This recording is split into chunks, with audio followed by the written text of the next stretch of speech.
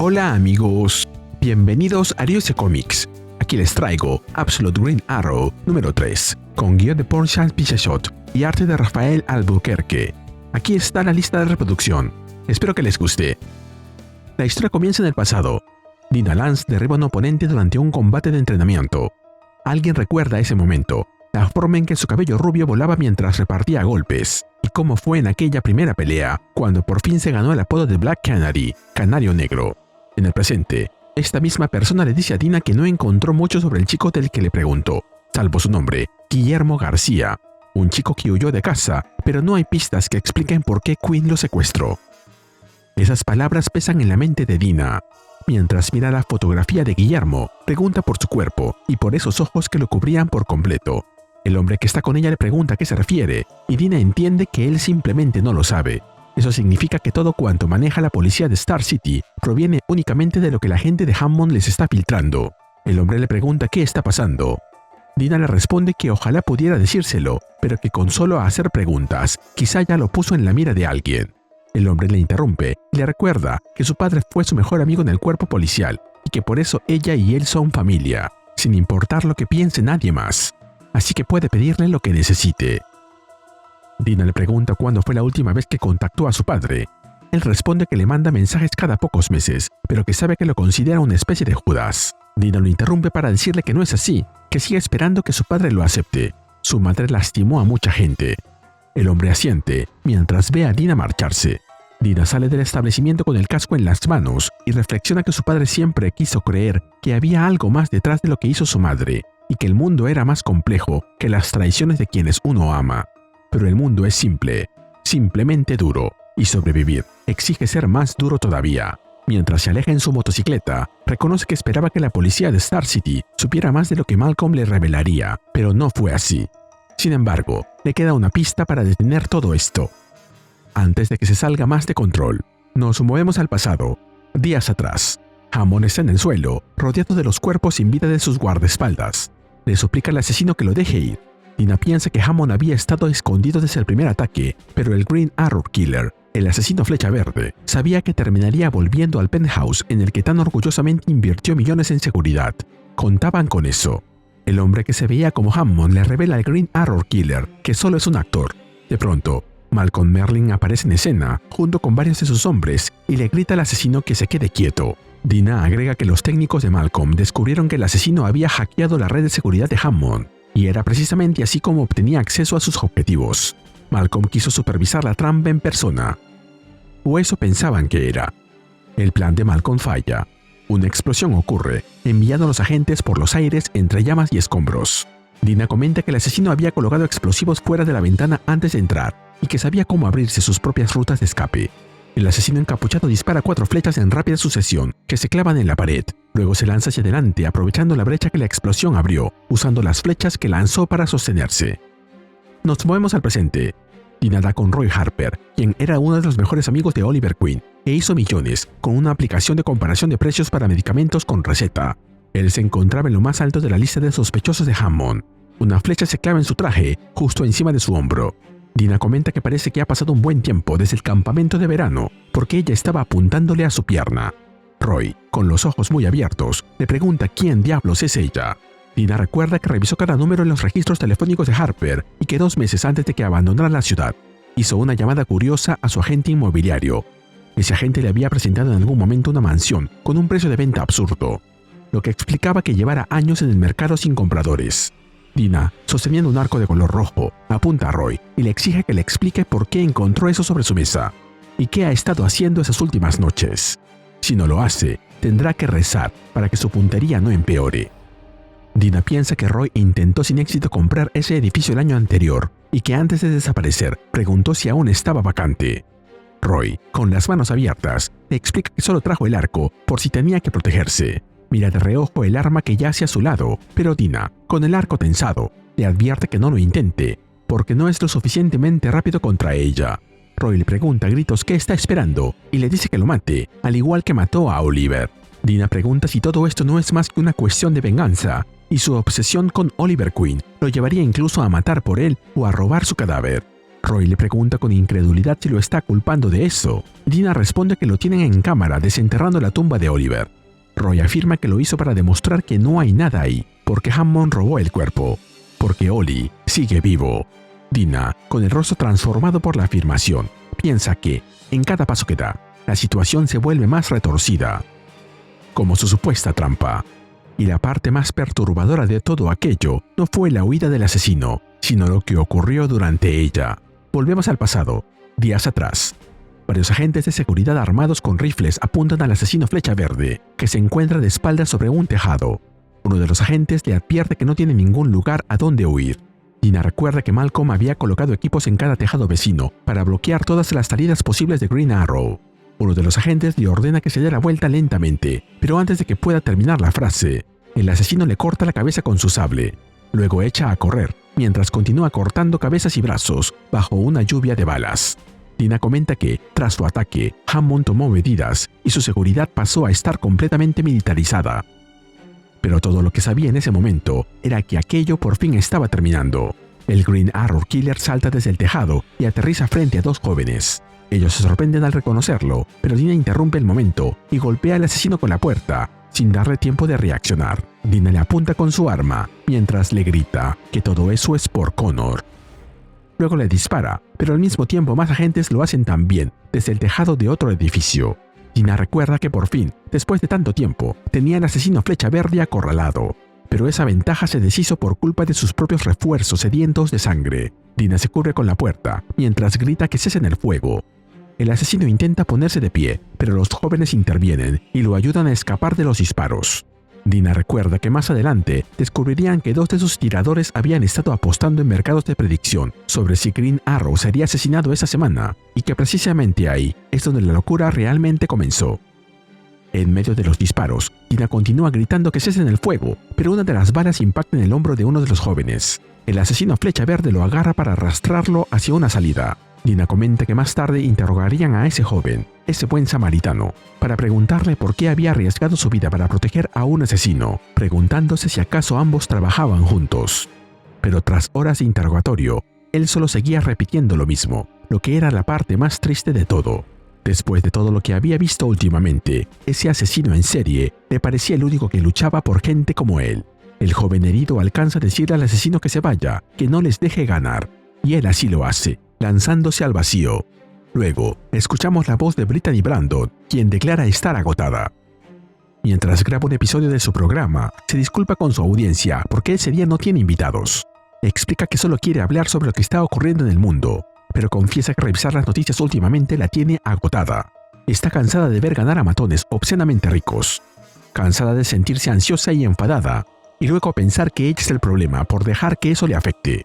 Está cansada de estar a una sola emergencia médica de tener que mendigar donaciones en línea. Añade que las noticias llevan días amplificando una encuesta reciente, según la cual 1 de cada 5 menores de 30 años estaría bien si el asesino Flecha Verde nunca fuera capturado.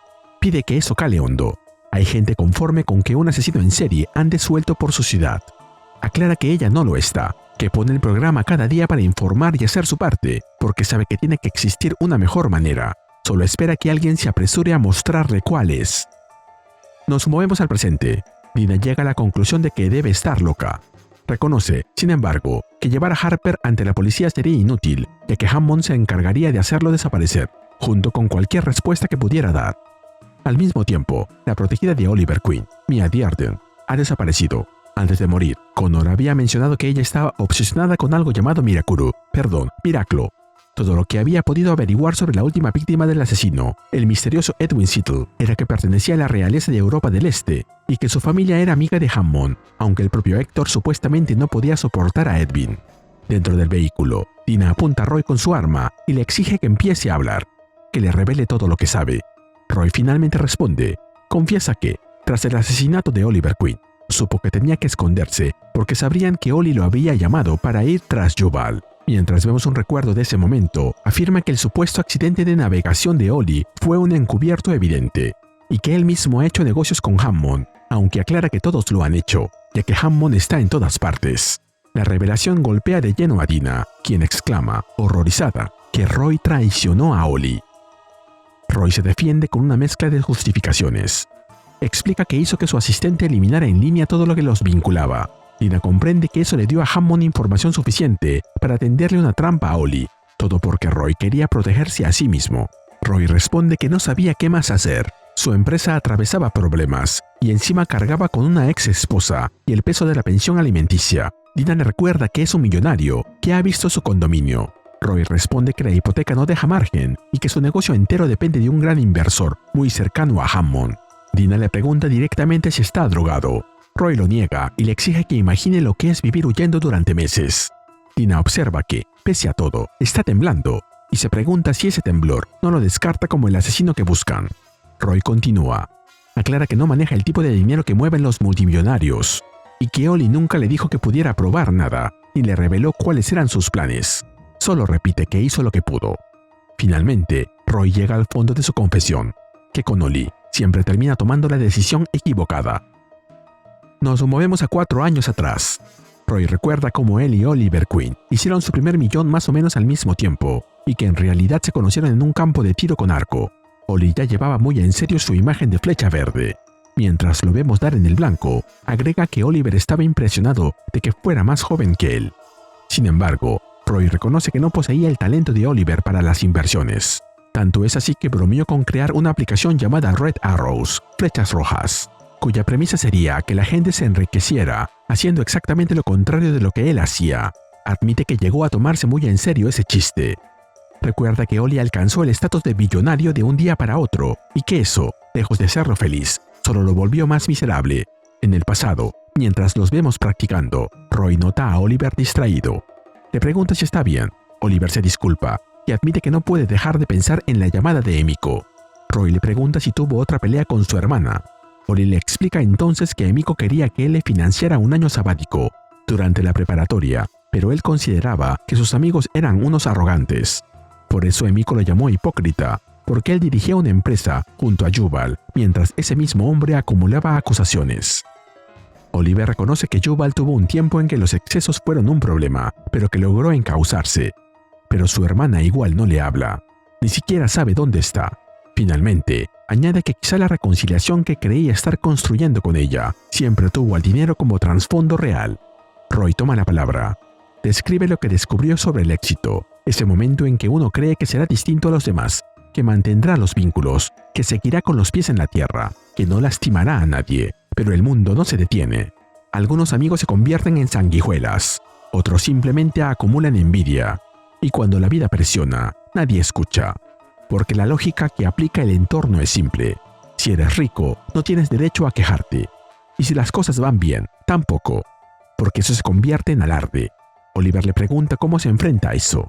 Roy responde que la clave está en priorizar, en rodearse de personas con quienes la propia vida no se sienta como algo vergonzoso. Y añade que también hay que saber apreciar los buenos tiros. En el presente, Roy agrega que después de ese día, comenzaron a verse con más frecuencia. Sin embargo, la brecha económica fue haciéndose insalvable. No podía seguirle el ritmo a la vida de billonario que Ollie construía.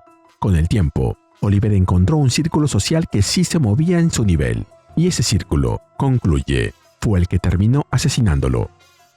Pero tal vez, si hubiera estado cerca de Oliver, este nunca habría conocido a esas personas.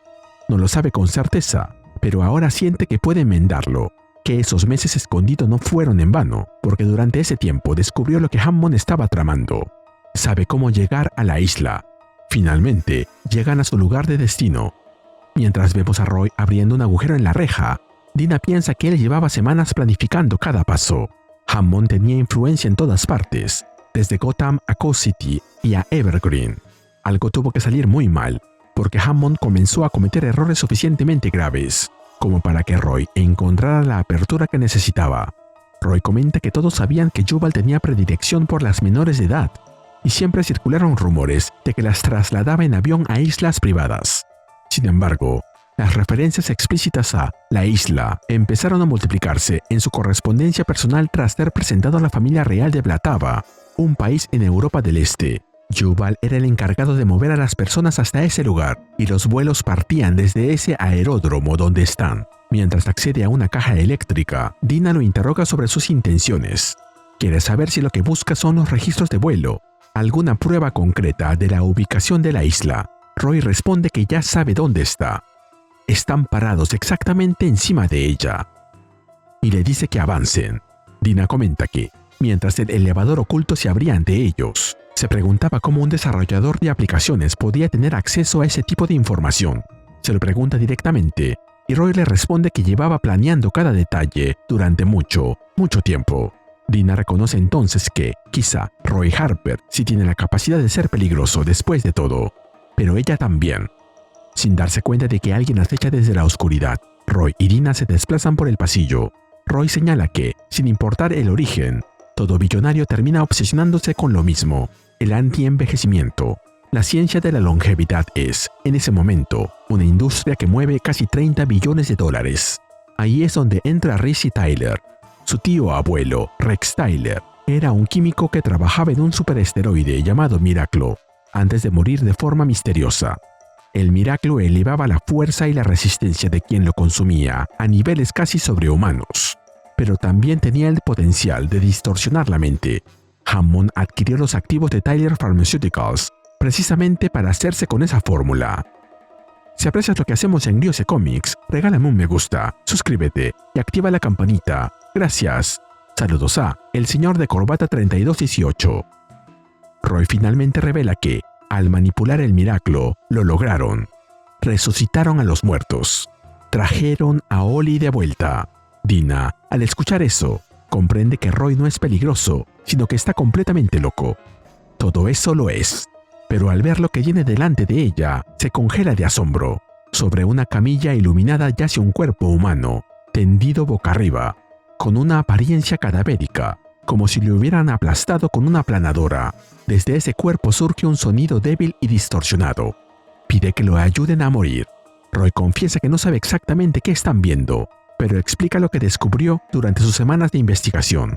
Hammond tenía sujetos de prueba, todos identificados con nombres en clave tomados de rimas infantiles: Mother Goose, Madre Ganso, Hickory Dickory y Solomon. Pero no culmina la frase. Mientras Dina mira de reojo, alguien repite ese nombre, sílaba por sílaba. Solomon Grundy. Detrás de ella aparece este mismo ser, Solomon Grundy. Pero, como era de esperarse, en su versión Absolute, su aspecto es mucho más terrorífico que la versión del universo principal de DC, y su piel oscura y corriosa está cubierta de esos mismos globos oculares que vimos en el número pasado. Dina reacciona con pavor ante semejante espectáculo, y se nos cuenta que esta historia continuará. Este número me gustó bastante, aunque por momentos sentí que estaba dando vueltas dentro de un laberinto. Hay muchos saltos, nombres, sospechas y revelaciones metidos de golpe, y eso puede hacer que uno se pierda un poco. Además, sabiendo que la historia solo tiene 6 números por ahora, me preocupa que no alcance el espacio para desarrollar todo con calma. Aún así, este capítulo sí empuja bastante la trama, sobre todo por Roy Harper, y por ese final tan desagradable como intrigante. Dina sigue siendo quien más me interesa. Su situación es terrible porque está investigando dentro de un sistema que Hammond parece controlar por completo. No sabe quién le dice la verdad, no puede confiar en la policía y todavía carga con lo de Connor. Me gusta verla avanzar sin tenerlo todo bajo control, porque cada cosa que descubre la deja peor parada.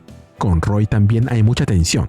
Él traicionó a Oliver para salvarse, y aunque intente explicar sus motivos, eso no borra lo que hizo, pero tampoco queda como un villano sin más. Se nota que vive lleno de culpa y que toda esta búsqueda también es un intento desesperado por perdonarse. La parte del joven que ayuda al Green Arrow Killer fue la que más me impactó. Que alguien vea a un asesino en serie como la única persona que pelea por gente como él dice muchísimo sobre lo podrido que está ese mundo. No vuelve correcta toda la violencia, claro, pero sí explica por qué algunos prefieren arriesgar la vida antes que dejarlo caer. Eso sí, la idea de que los multimillonarios son monstruos empieza a repetirse demasiado. Entiendo la crítica y no me molesta, pero espero que la serie no se quede únicamente en eso. Por suerte, el Miraclo, los experimentos con la muerte y la aparición de Solomon Grundy llevan la historia hacia algo mucho más oscuro. Este diseño lleno de ojos da muchísimo miedo, y que sea parte de un intento de crear inmortalidad. Encaja perfecto con toda esta locura. Todavía no tengo claro quién está bajo la capucha. Podría ser Connor, Oliver o alguien completamente distinto, pero de verdad espero que ese cuerpo destrozado no sea Ollie. Ahora la pregunta es cómo van a resolver todo esto en solo 3 números, sin dejar demasiadas cosas colgando. Y así llegamos al final de este video. ¿Qué te pareció este número? Dímelo en los comentarios y mandaré saludos en el siguiente video de Ariose Comics. Nos vemos allí.